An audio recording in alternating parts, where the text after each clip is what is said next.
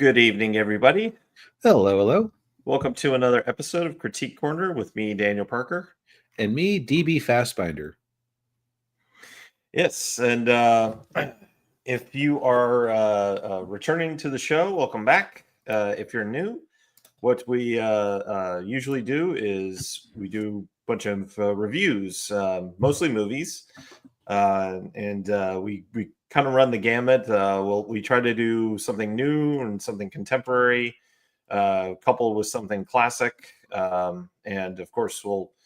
One or both of us will have something on our own that we've been consuming that we like to talk about. So that's a bit about who we are. Yep. And also, yesterday, Daniel cheated on me. I know. What you said you were washing your hair. Maybe that was the night I was recalking my sink. Okay.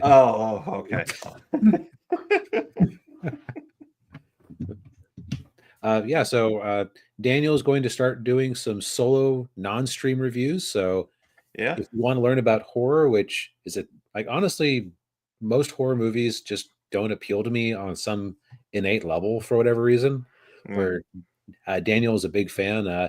This is his opportunity to talk about it without me asking irrelevant questions or trying to derail things with jokes. Yeah.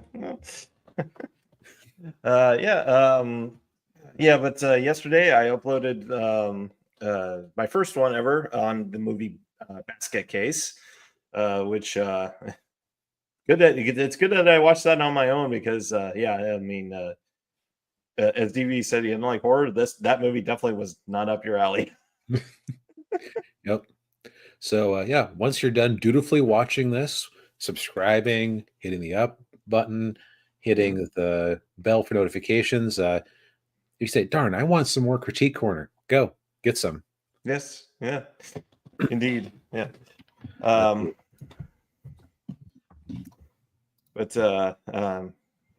Would you kindly share the screen, please? Yep, I was just pulling that up. To get into our first review of the night, it is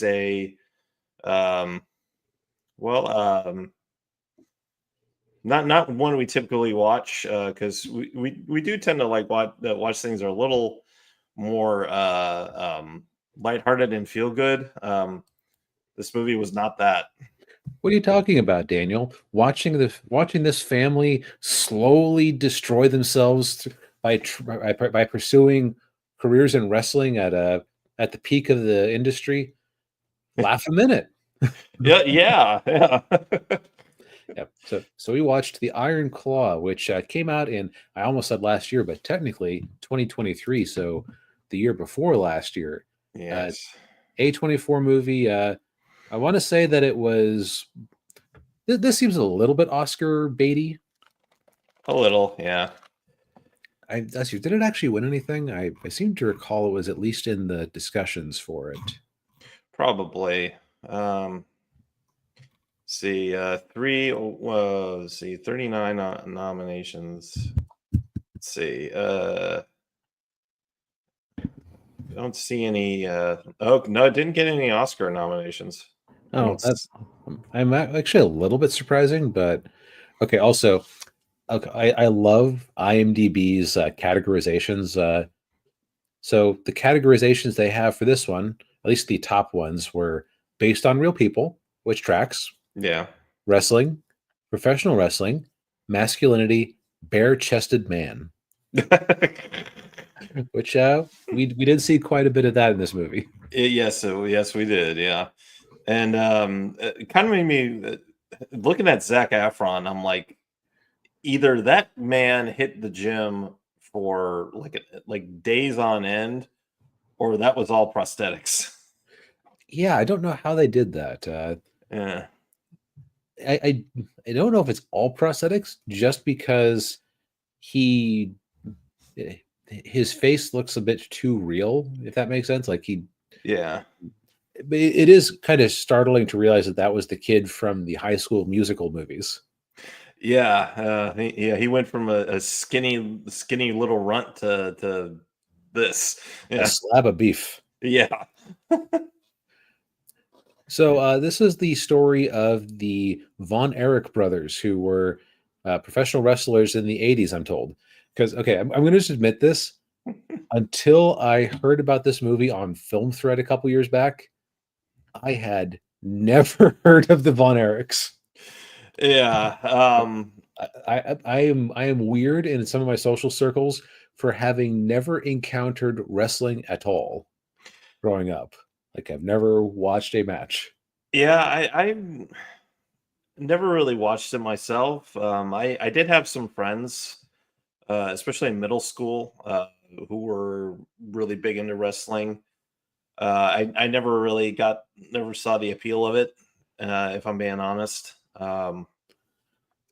It just seemed a little too. Um,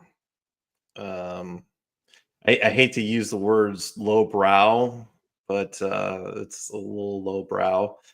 Um, at least when I was in my teens. I was a bit of a buzzkill in my teens. I'm not gonna lie. Um, but the only time I think I ever heard of them was in my ESPN watching days. There might have been I think there was like a human interest piece on them on Sports Center one time. When they showed on like a really slow news day, or Right. yeah, they weren't showing any sporting events. Right. So now I haven't done any research to verify how accurate this movie was, just because, quite frankly, it's a depressing story, and I had this odd feeling that if I looked things up, like, you would realize what they left on the cutting room floor just to try to make the movie palatable. Yeah, I wondered that too. Yeah, like were they over exaggerating it, or were they downplaying a lot of stuff? And I'm Yeah. I'm worried that it was probably the latter and not the former. Yeah. But yeah, so we follow the Von Erich brothers, and the Zach Efron's Kevin. He's the oldest, and his And the point of careers. view character. Yeah, he's a point of view character, and we should also note that their father, Fritz von Erich, was a professional wrestler, and to say that he's the villain of the piece would be an understatement. Right. He's very very strict on his sons. He is uh, wrestling is really all that matters to him, and uh, that's he's basically he couldn't have a great wrestling career, so he's kind of living vicariously through his sons. Yeah, the worst type of sports dad. Yeah, yeah, and so uh, Kevin's trying to build up his career, and he's got the athletic ability. He's got he can do all the wrestling moves and everything. But as we were talking about this before the show, he's very socially awkward, and so the other aspect of being a professional wrestler, which is the showmanship, the doing the talking, the Right. promos, and all Right. that stuff. He's not so good at that. No, so he kind of gets sidelined, even though he's kind of the rock of the family. Yeah. Um, and so then what happens is his one of his brothers, his other brother, I think was David, right? David, I think David was the one he starts wrestling with, doing tag team wrestling, and Right. then you know, and of course, and then he had another brother, Kerry, and what happens with Kerry is really the reason he gets into wrestling is because uh, he was a track star. He was actually gonna be on the U.S. Olympic team in In 1980, but of course that was the year the uh, the late former president Jimmy Carter boycotted the Olympics because they were in Moscow, and it was over the Soviets invading Afghanistan. he So truly was history's greatest monster. Yes, he was. Yeah. So Carrie gets forced out of respectable sports into the wrestling life. Yeah. Quick sidebar. A story I heard that I don't know if it's true or not, but it's hilarious regardless. So that line where I called Jimmy Carter history's greatest monster, it was a particular Simpsons episode where, because of plot reasons, they couldn't afford a statue of Abe Lincoln, so the town bought a Jimmy Carter statue instead. And somebody in the crowd just wigs out and goes, "He was history's greatest monster."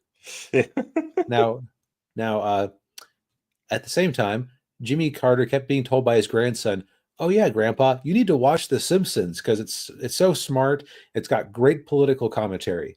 Guess what episode he happened to tune into as his first episode? Yep, the one where they called him history's greatest monster. Ooh. Yeah, well, but that. Sorry, I had to delve into the lighter side before getting back into this. yeah. So each of Kevin's brothers gets destroyed in their own awful, tragic way. Yeah. Yeah. So,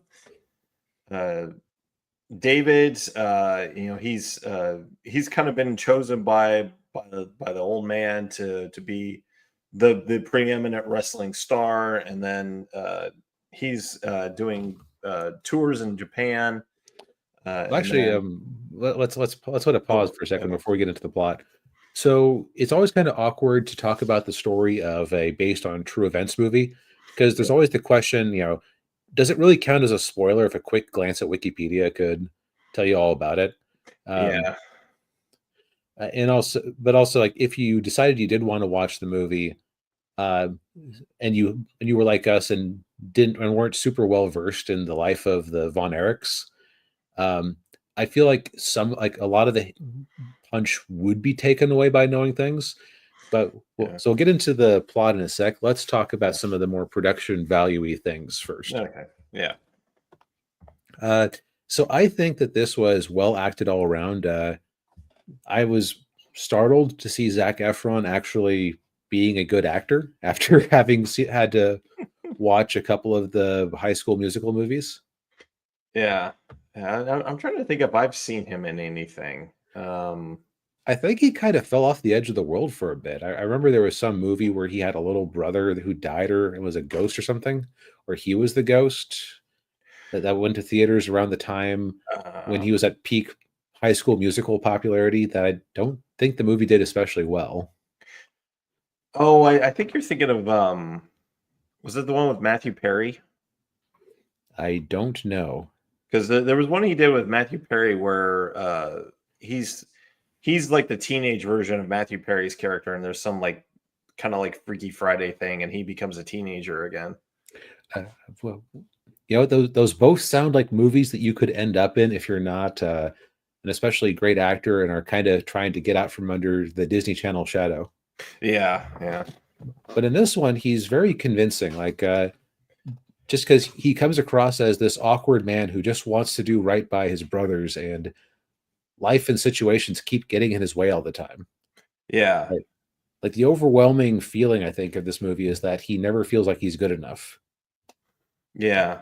And even like, even when he, when he meets, his eventual wife, he's just, he's totally unaware of like, her liking him, and like, just, she kind of has to like lead him through like, okay, are you gonna ask me for my phone number now? Like, Oh, sure, why not? Yeah, sure, why not? Yeah. It's like the idea that anybody could like him is foreign. Yeah, and that could be also be a product of his upbringing too.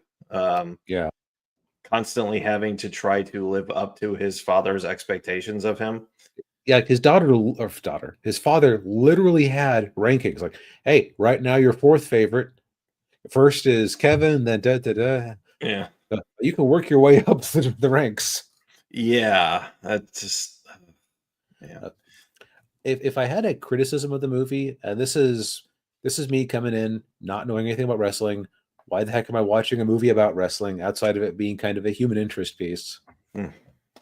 It threw around some jargon. Like I don't think it ever spelled out what the name of the wrestling federation was. I think it was like National Wrestling Association or something, NWA. Yeah. Um, so it's, it's very realistic dialogue because it's not like if you're working at the Pentagon, well, we have United States of America troops in such and such. Like Yeah. you're going to use shorthand in communication. Yeah. Yeah. But the other thing was, I felt like we needed a few, like at least a scene where wrestling seemed worth the squeeze, if that makes sense. Yeah. Yeah. Because the sense you get is that it's just it's like a rigged game, where Right. they're like the old man's like, oh, they're always, he was complaining about how they're all, the NWA was always screwing him, trying to find a way to screw him over, and they're just doing the same thing to his kids, and Yeah. yeah.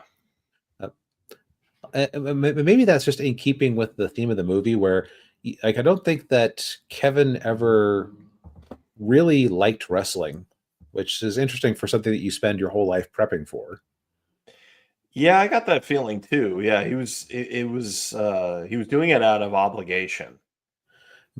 Like even his brothers seemed to actually enjoy it way more than he did. If Yeah. I'm so, I don't know how on point that is. Yeah. Now, from a effects and editing perspective, very well shot. I could follow the action and all the wrestling scenes. Yeah. Um, I enjoyed all of the retro text on the screen and like all the like when they made it look like it was the 70s or the 80s on the Yeah. screen, like for the different broadcasts. And the the fake wrestling promos and the recreated wrestling promos were kind of amusing. Yeah. Yeah. I like that too. Yeah, especially the one with Ric Flair. That one was good. Yeah. Um, so before we get into like a little bit of spoiler talk, just to talk about our feelings about just how badly things went. Yeah. Daniel, would you recommend this movie to somebody?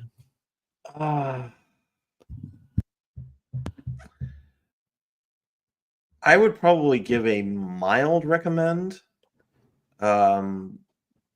If basically just you kind of have to be. It's one of those movies you have to be in the right mood to watch it.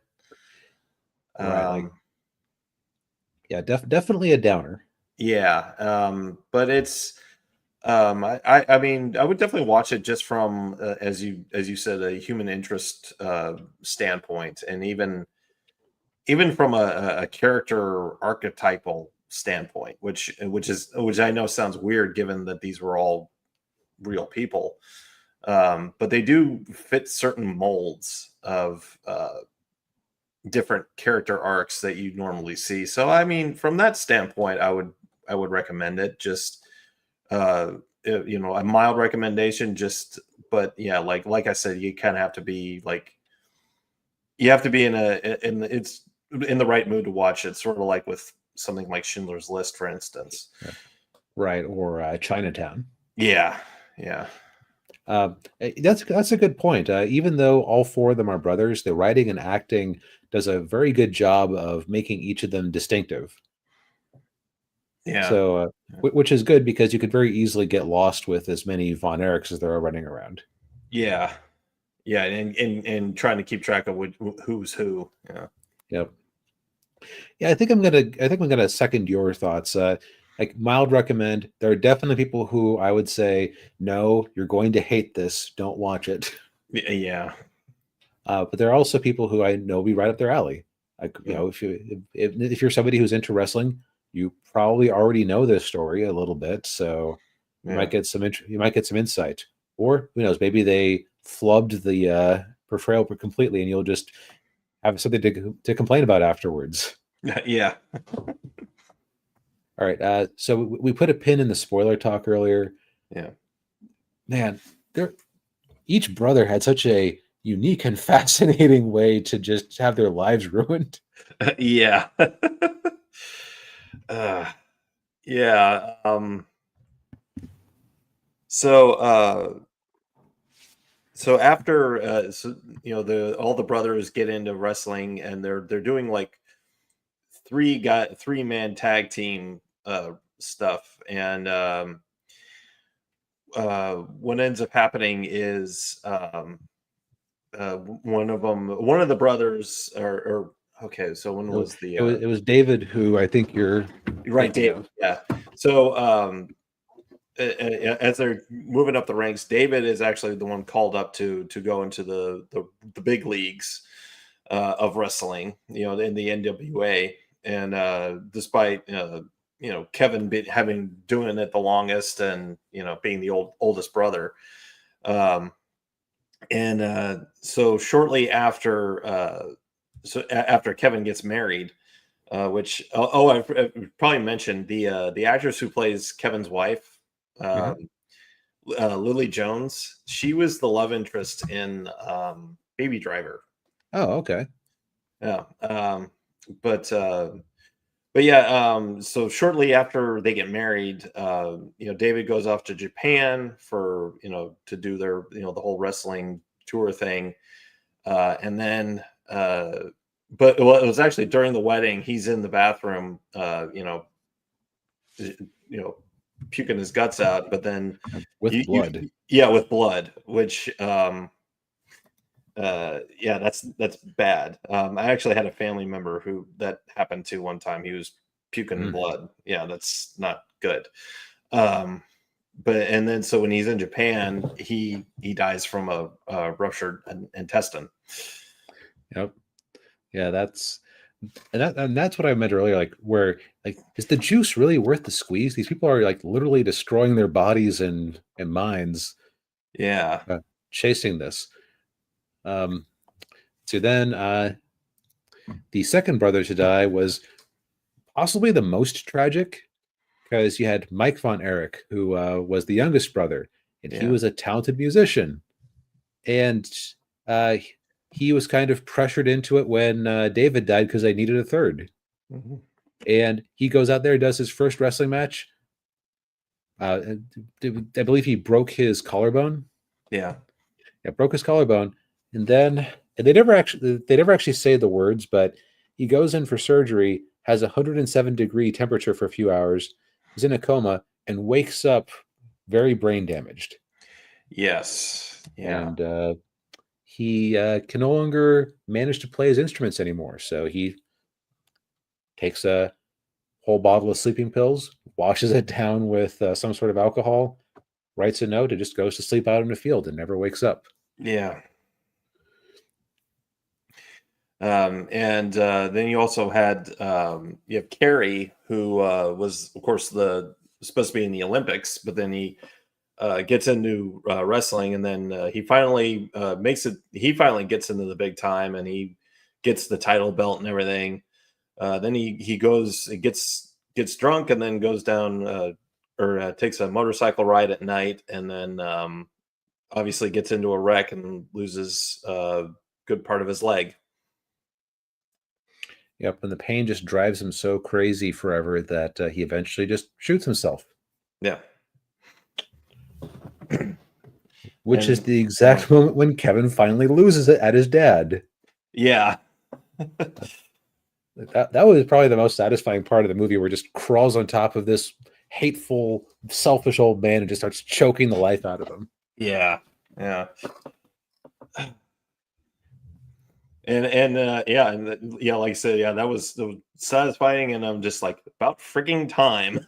he, Yep. he finally stood up to this guy. Yeah. Yeah. And I think the way that they ended the movie was probably about the most positive means you could have Yeah. to do it, which is basically, and they've been clear throughout the whole thing that Kevin does not have the same harshness in him that his dad did. And also, he just seems to be able to, maybe because he isn't too assertive, he isn't too disappointed by life when Yeah. things don't go his way, if that makes sense. Yeah. Like he isn't like he just knows that his role is to be a good soldier and to help the family out. Yeah. And so you definitely see that he's not forcing the same things upon his children. Yeah. Yeah. So that's the redemption of the movie, is that the sickness has not been spread through him. Right. Yeah. And yeah, it was the part of the whole this the tragic aspect of it is that there's supposedly this curse on the Von Erich family. Oh, right, yeah, on the Yeah, name, because on the name. or my grandfather changed it to his mother's name instead of his father's name, and ever since it's been the Von Erich curse. Yeah. Yeah, cuz and we should also mention too that they had that Kevin actually had an older brother who died when he was a child. Yeah, Yeah, and so yeah, it's just um yeah, and I think you're right. Like trying to yeah, he's able to take disappointment a lot better than his brothers, and like yeah, like you said, he was just he was very family oriented. I mean, you even see that in the one scene when he goes on the first date with his his eventual wife. He said, "Oh, I want to have a big ranch and have the whole family, have yep. everybody living there." What do you know? That's what he ended up with. And that's what he ended with. Yeah. Um, yeah, and uh, yeah, and that yeah, and like you said, yeah, that's the positive thing is that he didn't, yeah, he didn't turn out like his father, which for a lot of I think for a lot of men, especially if they're in a bad family situation like that, that's always a fear with some men is to that they turn Right, out like their dads. right. Yeah. Yep, that all tracks. Yeah. That so I guess yeah, we'll reiterate. Mild recommend. You have to be in the right mindset. You have to find the topic kind of interesting. Very Yeah. startled to see Zac Efron actually delivering a nice performance like that. Yeah. Also, you were mentioning that you didn't find wrestling very highbrow. How can you find a sporting organization that literally has an arena in Texas called the Sportatorium lowbrow? I don't know. I don't know. Sounds like a personal problem. Yeah, I guess. Well, maybe we'll go on a quest for your sense of humor, a Johnny Yes. quest. Yeah. So this is my individual thing of the week. I've actually been watching for the last few weeks when I've been doing something else. I've been putting episodes of this on semi in the background, so like 3/4 watching. Mhm. Which for a 1960s Hanna-Barbera cartoon doesn't take that much effort. I wasn't really very versed in this. I just came upon Max and I said, well, why not? Mm. I watched some video a while back about the history of Hanna-Barbera's animation music, and Right. apparently the soundtrack for Johnny Quest is always a huge seller, or at least I should say it's a big seller by the standards of cartoon soundtracks. And yeah, it's got this awesome big band style, and I can see why people would just want to put that on in the background and listen to it. Yeah. It- Yeah. Very, very exciting, very dynamic, very well instrumentated, if that's a word. Very Yeah. well played. Um, I think what kind of startled me about this show was okay. How to put this? I am not generally in favor of sensitivity warnings and the like. Yeah. Um, I generally think that you can't judge things from the past by the exact standards of today. There were some things in here that made me kind of uncomfortable. Like, and I think some of it was just working in the 60s in kids animation. Uh, like, you're not going to have the resources to get actual lines in Arabic for your circle of like 4 or 5 voice actors to properly pronounce Arabic. But you could probably have done it a little bit better than like, they weren't quite that bad, but it was basically just sounds that sound kind of Arabic if you don't know Arabic. Yeah. Oh. Quick sidebar: there was a parody in the show Freakazoid that was just like a perfect style parody of Johnny Quest. I can't remember the name of it, but at one point they had one of the characters shout, "Take this, you heathen monkeys," which I just took to be a ridiculous moment of like them just being silly with their parody. And then I'm watching the episode where the quests are trying to save some captured adventurers from a group of headhunters in South America. And Ray Spannon there actually shouts out, "Take this, you heathen monkeys." Oh. I should note that in the context of the parody, he was shouting at a giant robot, I believe. So it was either a giant robot or a group of police officers. I forget which. Yeah. But it occurs to me, I've kind of jumped into the what surrounds it. So the basic premise is that you have Dr. Was it Quentin Quest, I believe, Yeah. is the dad. He and his son Johnny and his army veteran buddy Ray Spannon go out on adventures along with their adopted Indian friend Haji, which that's a very interesting name to give a character, because that's basically the term for a Muslim who has gone on the pilgrimage to Mecca. Which, like, that, well, why would a small child have that name? But that's probably just another case of they probably just opened up a Arabic dictionary or something and picked a name that they thought sounded fun to say. And then their little animated, and then their little cartoon dog Bandit, for the kids. Yes. And it's a very varied show. Okay, so I kind of was giving it some criticism a minute ago, just because, again, cultural standards have definitely changed, and sometimes it isn't all the worse. Yeah.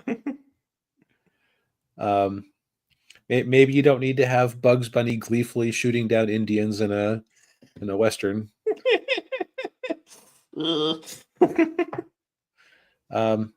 But the positives of it, so the art style is, the art direction was done by a comic book artist named Alex Toth. And because of the kind of limited animation of the period, it's got way better. It almost looks in places like an animated comic book, like a semi-animated comic book. And then there are moments, and what's interesting is that by the standards of 60s Hanna-Barbera animation, this is as close to lifelike as you could really get. As in, like, all the characters basically look human. They're the animals are, like, Bandit is obviously a little bit anthropomorphized and cartoony, but not like hugely so. Yeah, not like Scooby-Doo or Exactly. or Astro. Yeah. They go to a lot of varied and wild locations, and the plots are kind of interesting because they vary between plausible and I had a week to write this thing, and or just I wanted to do a wild adventure thing. It's like one episode. They are asked by the government of a unspecified Latin American country to go investigate some reports of people disappearing at this ancient pyramid. And it turns out that a British guy with a pith helmet has been recruiting a bunch of the natives to help ransack the local treasures. And so the Quest family ends up in the middle of this, and they have a harrowing escape as they also help bring this guy to justice. Now, I would say that as plots go, a lot of it was very plausible, right? Especially for, like, the time, right? And also, they had fairly grim things, like the way that the natives would kill somebody who refused to cooperate was they would tie them out in the sun and leave them for the ants. Oof. Which the quests do save someone from that. It's like, okay, yeah, this is a pretty down-to-earth adventure. And then they're attacked by a giant cave spider, which is a spider about the size of a cat. Which Ray sees as like, a giant cave spider. And nobody's like, what the heck is that? And everyone's just like, nope, giant cave spider, entirely ordinary, what we would expect to see in a cave. Yep, makes sense. Yeah.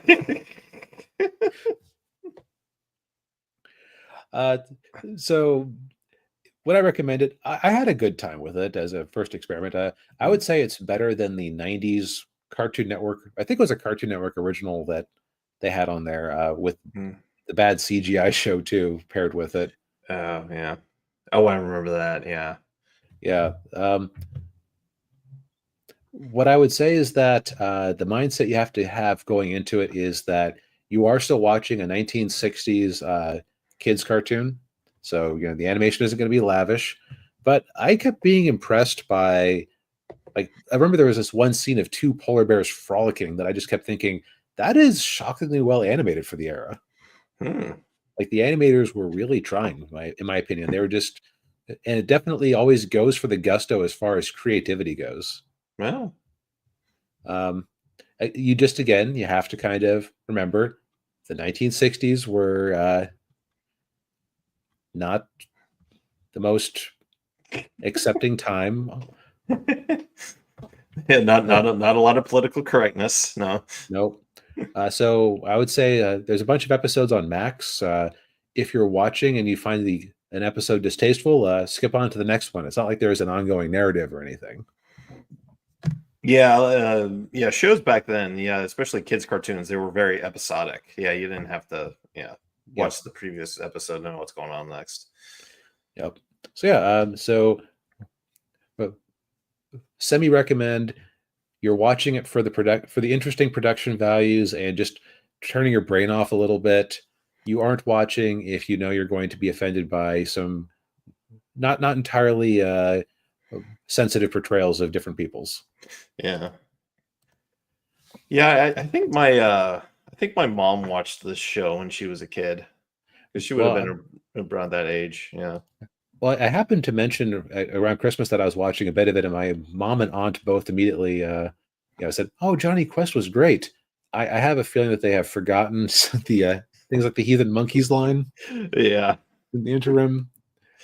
But speaking of animation having an ongoing narrative, of all the properties that I expected to have sequels, Wallace and Gromit, Revenge Most Fowl was not it. Yeah.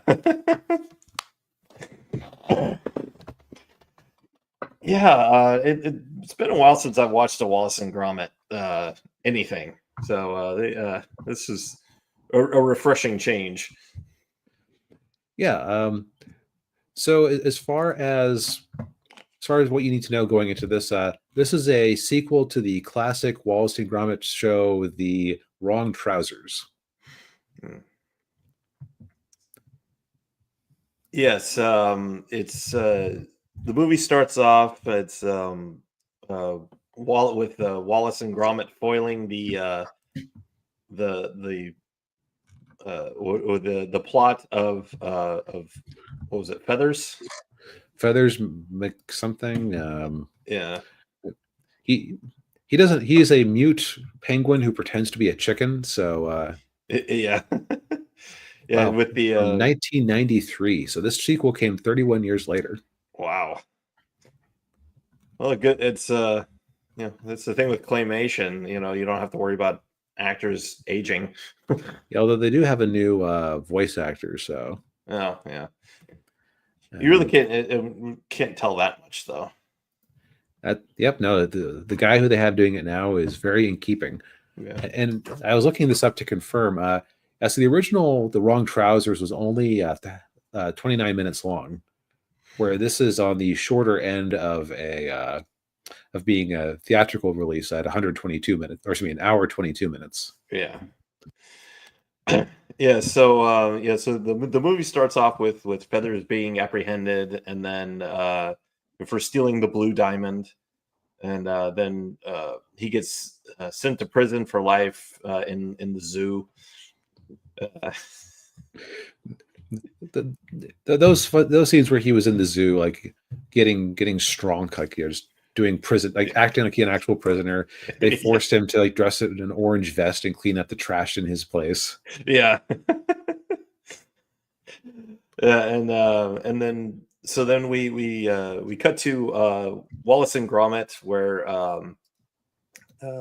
Wallace wants to make Gromit's life better. So he with Gromit's gardening, so he creates a new robot android gnome to do all the gardening, and of course it doesn't go exactly the way Gromit likes. Right.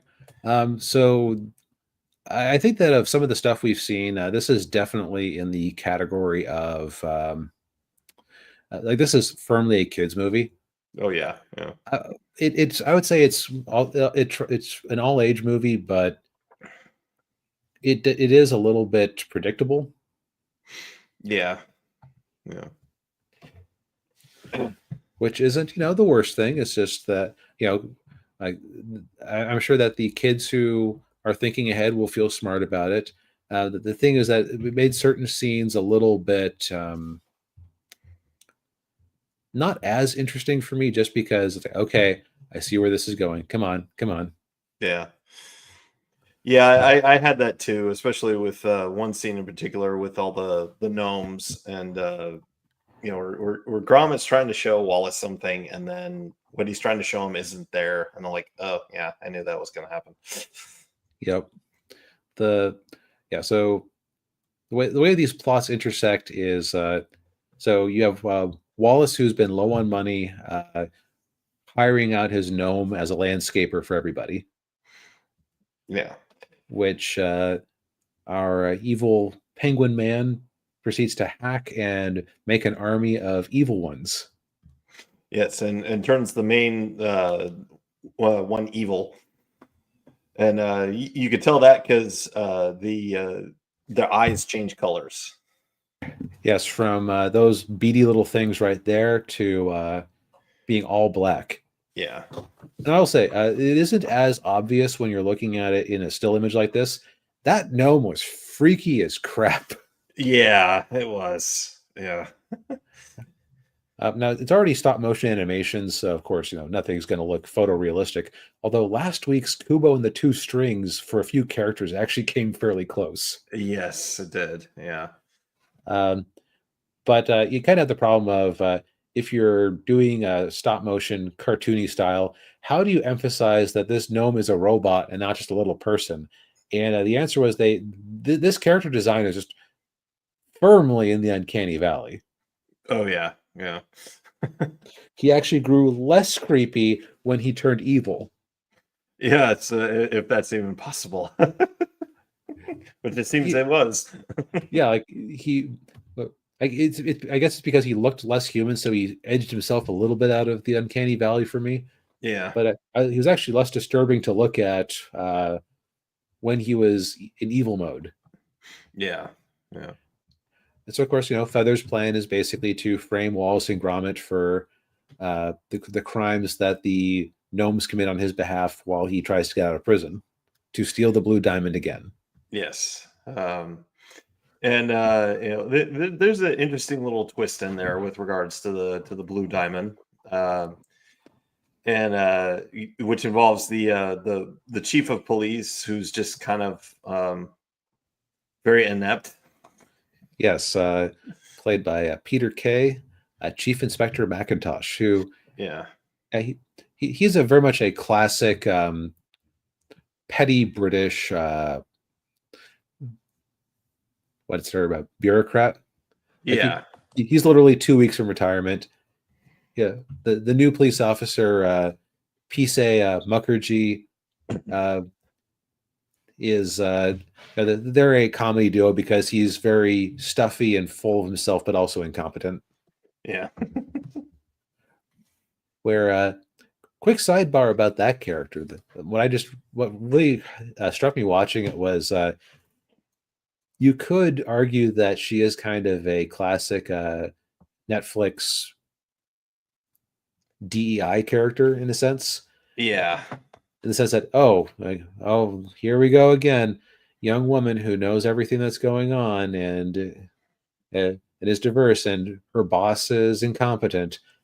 But the thing is that her go-getterness is actually treated as a comedic foil. Yeah. She's very green, and so she doesn't get everything right all the time. Right. Like she's very earnest and so is very likable, but she still screws up a few times. Like, she's told, go gather the evidence. She basically strips their whole house bare Yeah. because she doesn't know like what's relevant evidence and what isn't. Yeah. That I actually I found myself enjoying that character, and it only occurred to me in retrospect where I said, "Wait a second, she's exactly the type of character that a lot of YouTubers would complain about if she was in a different genre, but she was actually good." So Yeah. so well done. If they were having to hit some sort of quota for Netflix because this is a Netflix original, Mhm. well done. You passed the assignment. Yes. And of course, there's also a theme of when like Wallace has always been the inventor, and he's always trying to make inventions to make their lives better with varying results. Yeah. But this one is definitely a theme of it feels like it's very much influenced by the current brouhaha around AI. Yeah. Yeah. Like, when are you going too far letting the technology do things for you? Yeah, I got that sense too. Yeah. Yeah, especially with when they're going around, just having them do all the house, the housework and the and everything. It's just like, okay, well, you know, you're going to turn into a lazy layabout who isn't going to do anything. Right. And like it's also just slowly stealing all of Gromit's hobbies. Yeah. Because like, he's knitting a sweater. Oh, well, the gnome can knit it faster. Or he wants to garden. Uh, well, old chum, you've been working too hard. Yeah, the gnome can do that for you much better. Yeah. Yeah. So Gromit just kind of loses all his purpose in life. Yep. Which results in some fairly predictable conflict where he's suspicious of the gnome. Yeah. Then as far as let's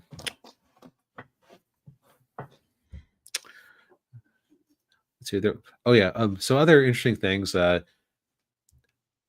Just judging by the box office, I'm one of the only people who actually saw Wallace and Gromit Curse the Were-Rabbit in theaters. Oh. I remember it being a disappointment at the time. Uh, I liked it, but it's just I also never hear anybody refer to it. Whereas the Wrong Trousers is still, I see references to it to this day, just because I guess it is very memeable. But yeah. in that one, he ended up with a love interest played by Helena Bonham Carter, who is not referenced in any way in this movie. So I guess it didn't work out. Oh, that's too bad. Yep. Sorry, Wallace. Yeah, sorry, wolves. The other weirdness I noticed was that there's never a scene where Wallace actually is eating cheese or eats cheese. No, cheese is only a reference because that's his password. It's referenced as his password. There's a picture of it in the newspaper for clipping from when they took down Feathers. Yeah. But he's never actually eating cheese. Now, it might be because all of the scenes where he is eating something are at the breakfast table. So it's like the jam and toast machine is being used instead of anything cheese related. Yeah. Yeah. But it still struck me as a little bit odd. I imagine that to someone at work and he's like, oh, that's non-canon.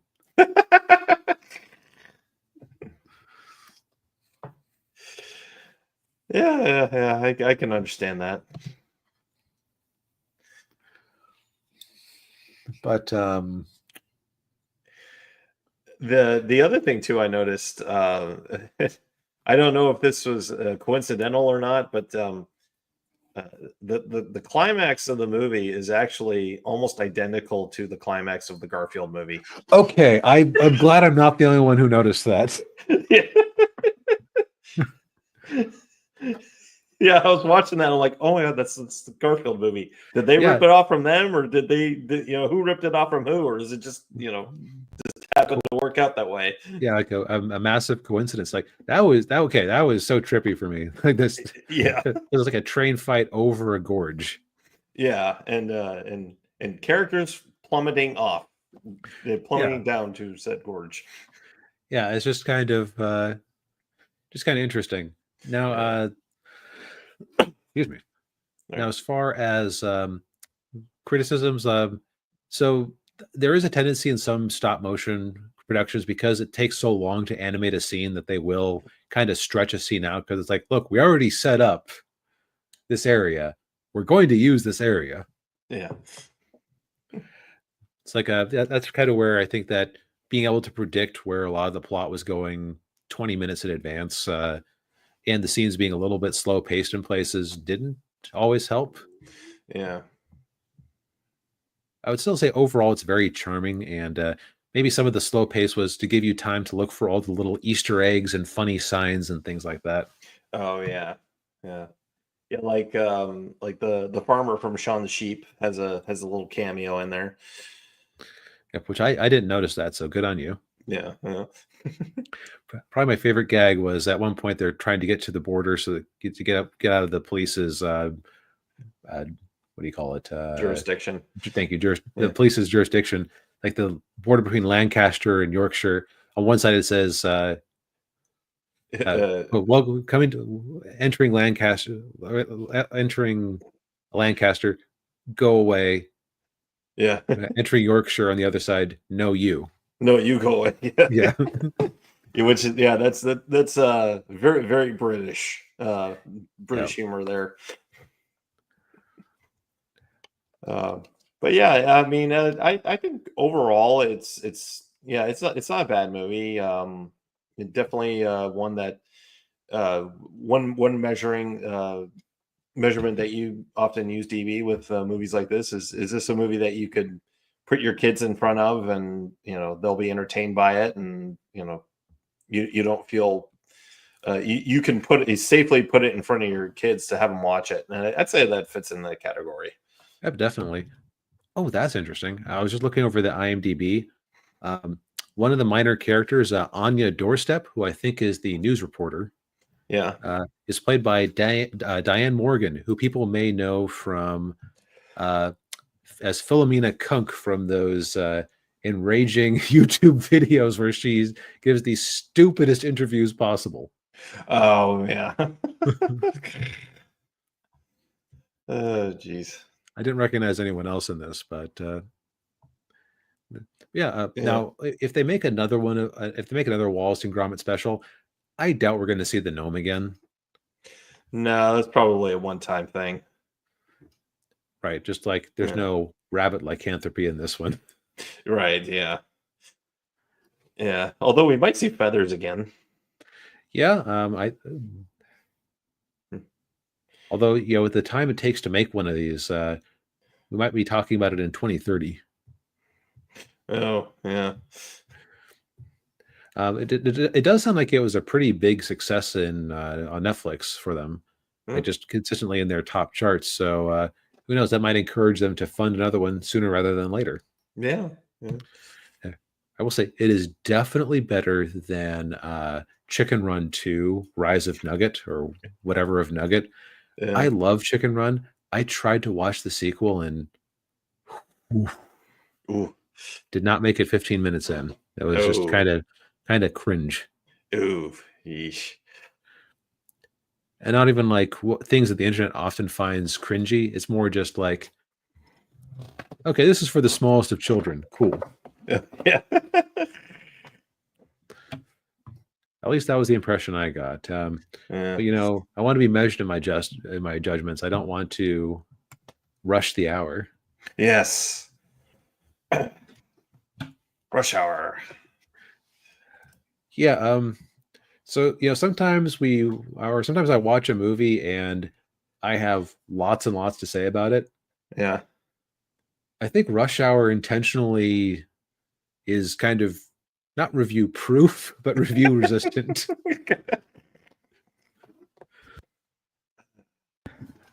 Now, what do I mean by that? Well, it's a quintessential '90s buddy cop action movie Yeah. that just solidly delivers on its presence, which relies on the charms of its two lead actors, Chris Tucker and Jackie Chan. Yeah. Yeah. I agree wholeheartedly with that. Yeah. And this was, of course, this came out right around the time when Jackie Chan's popularity was starting to go up. A lot of his Hong Kong movies were starting to come over here in the West. And he had a couple of movies that came out in the theaters here before this movie, like Rumble in the Bronx and Mr. Nice Guy. I actually saw Mr. Nice Guy in the theater. My brother dragged me to that one because when he got into college, he had a whole world of movies opened up to him, and one of those worlds was Jackie Chan. And so then when this movie came out, I was I was really interested when I remember seeing the trailers and everything. Of course, then I see Chris Tucker, and I'm like, wait, that's the guy from The Fifth Element. Was that what he was mostly known for before this? I don't know if it was that or he was in Friday with Ice Cube. Okay. Well, Um, I'm not really familiar with that one, but that's okay. yeah, yeah. I think he was in there may have been another movie he was in. I'm not thinking of, but yeah, but his star really blew up with this movie, and so much so that he didn't make any other movies except for the Rush Hour movies. But is he out of the business now? I think he kind of is. Yeah. Let's take a look at IMDb. Okay. Okay. Yeah. So IMDb has a gap from 2007 Rush Hour 3 to Silver Linings Playbook in 2012. Yeah. And he seems to be doing a movie on average once every 3 to 4 years. Yeah. Yeah. The last one he was in as he played a role in Air, the Air Jordan movie that came out a couple years back. Oh, I think I remember that. Yeah. Well, he was getting paid very well for these movies. As you would hope, because since Jackie Chan's command of English isn't the best, he's kind of Chris is kind of the point of view character. Yeah. Yeah. Apparently, when they first met, make the movie, they had a hard time talking to each other because like you said, Jackie Chan's English wasn't great, and of course Chris Tucker had to really have high voice Right. and talk really fast, and so Jackie Yep. Chan's like, what are you saying? I don't know, what are you talking about? So you're saying there wasn't a lot of method acting here; they were just being confused on their own. Yeah, pretty much. Yeah, this one I had seen before, though it had been a while. Yeah. A few years back for Christmas, I got my uncle, and this was back when Best Buy sold physical media, the dirty jerks getting out of that industry. Yeah. They had this 3-movie collection of it in this really awesome Blu-ray set with like this hand-drawn cover and interior. And I know that my uncle didn't necessarily appreciate it the most because I just kind of said, well, I know he likes action movies, so this is something he could watch with his wife. So, but I'm just thinking to myself, dang it, I should have bought that for me. I would have loved to have that on hand. Yeah. I think you mentioned that. I think I actually think I have that. Now that I think about it. Yeah. Yeah, because it sounds familiar. But yeah, you were saying. Yep. But yeah, these are just very satisfying movies. Like Yeah. you're like they don't teach you anything about the human experience. They don't have any sort of philosophical question. I mean, after all, these are Brett Ratner movies, so Yeah. Yes, Brett Ratner. He's been Me Too'd out of the business. yeah. After what's really funny about this, he is like he's like the RC Cola uh, to Michael Bay. Michael Bay's Coca-Cola, because it's just like, because like he does a lot of the same things, but like where Michael Bay, you get the impression that like Michael Bay is an artist. Like he makes dumb movies, but just from like a special effects and directing perspective, he is going for things. Yeah. This one plays it fairly safe. Yeah, it does. Yeah. But yeah, so I guess we should get into the actual plot now. Yeah, get to the plot of the movie. Yeah. So plot of the movie, it centers around the the Chinese consulate, Chinese consul who in at the beginning of the movie, I think he was like a Hong Kong police chief, and he and Jackie Chan are they're able to foil their longtime enemy, guy named Jun Tao, and they recover a bunch of old Chinese antiquities, and then of course this is on the night that the UK is handing over Hong Kong to China, and then we fast forward 2 months later, and that's where we meet Detective James Carter, played by Chris Tucker, as he's doing his best kind of Axel Foley-esque bust, pretending to buy a bunch of explosives, and then it just kind of goes horribly wrong, and a couple of cops get shot, and and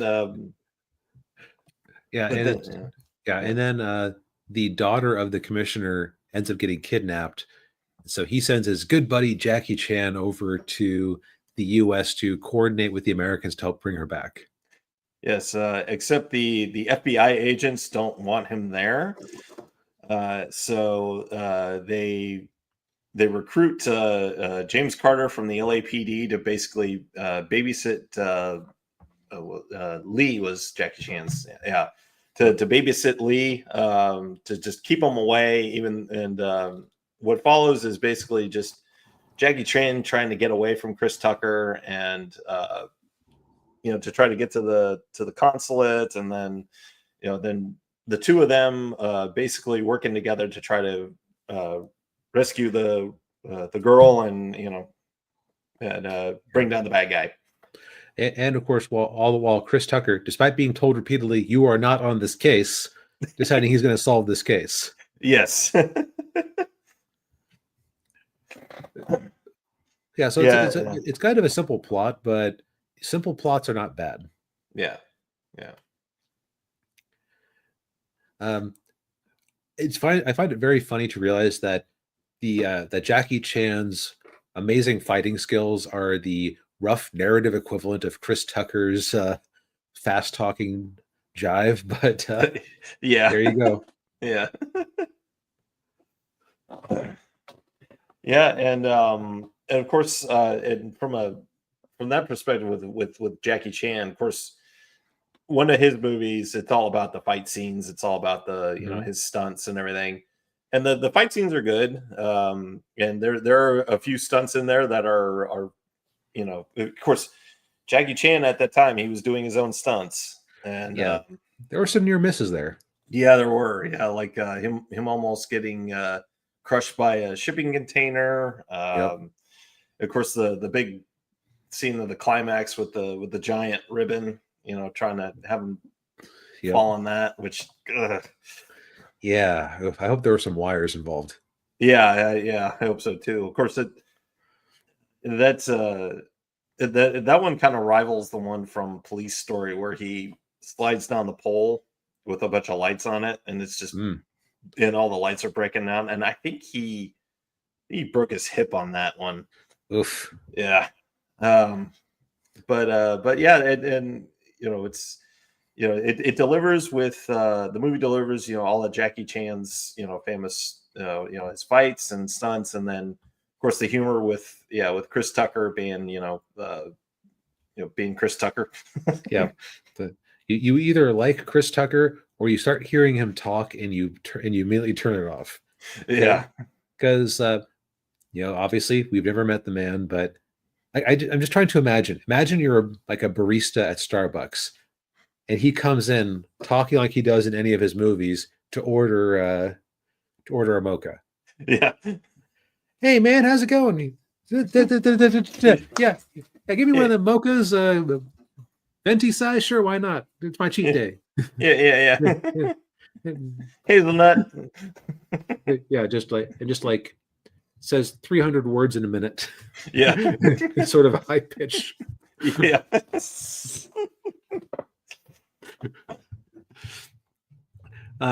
Yeah. So like I mostly find him charming, but it did occur to me, man, I can see why people in the LAPD wanted to shunt him off onto this do nothing assignment. Yeah. Yeah. Like you imagine doing something in person, like some things are more fun when you're watching it from a distance rather than having to deal with it in person. Yeah. You're like the one detective, the bomb squad lady, where she's just like, oh god. Yes. Having to deal with him constantly hitting on her. That too, yeah. Yeah. Let's see here. Like I said, this movie is fairly resistant to criticism because it achieves what it's out to achieve. Probably the best scenes were it does have a nice little character arc where the two of them become friends over the course of things. Yeah. Probably the funniest scene that stuck out to me was Chris goes in and he uses certain slang that to talk with somebody that that you're really only allowed to do if you're black. And then Jackie Chan, just doing as the Romans do, says, "Hey, what's up, my?" Proceeds to start a fight. Yeah. And then, of course, he utters one of his favorite famous lines: "I don't want any trouble." Yeah. Yeah. So this is a lot of fun. It's currently streaming on Netflix. Yeah. You can get it other places too. You just have to rent it. You can see why they not only made two of these, but basically repeated the same formula with Jackie Chan and Owen Wilson with the Shanghai Nights franchise. So that only made it to 2 movies, I believe. Yeah, it did. Yeah, and what's funny there was that there's a scene where they're at Grauman's Chinese theater, and and Chris Tucker points out, "Is he John Wayne?" John Wayne's handprints and feet in the cement. See, John. Oh yeah, John Wayne. And then Shanghai Noon and Shanghai Nights, Jackie Chan's character is Chon Wang. Oh yeah, it sounds like John Wayne. Yeah. Maybe we should work Shanghai Noon into it at some point. That's right. Yeah. Shanghai Noon was the first one. Shanghai Nights was the sequel I never saw, where they were in England. I actually like that one better. Okay. Yeah. We have to give that a shot sometime. Yeah. But I definitely highly recommend this movie. Yeah. Oh, one more thing to quote Jackie Chan's uncle from the Jackie Chan animated series. Oh yeah.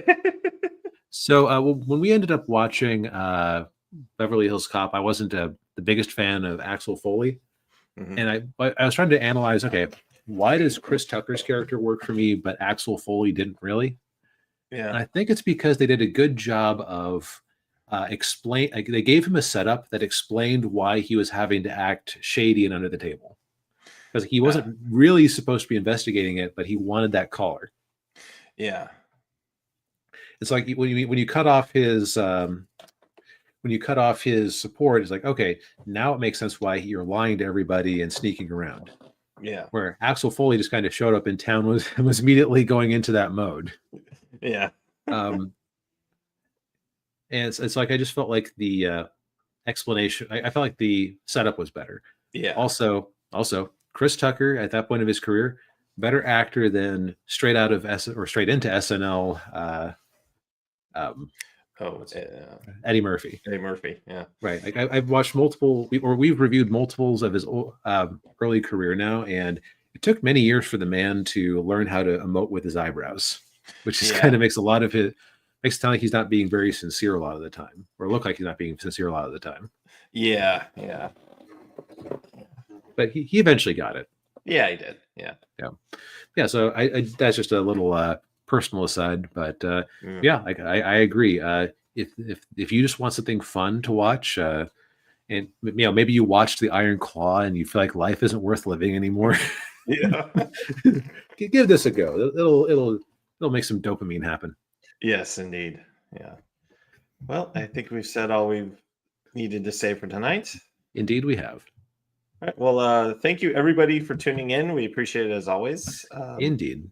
Do all the YouTube friendly, the YouTube algorithm friendly stuff. Liking the stream, share, subscribing to the channel, and ringing the bell, all that good stuff. And yeah, we'll see you next week, everybody. Later, everyone.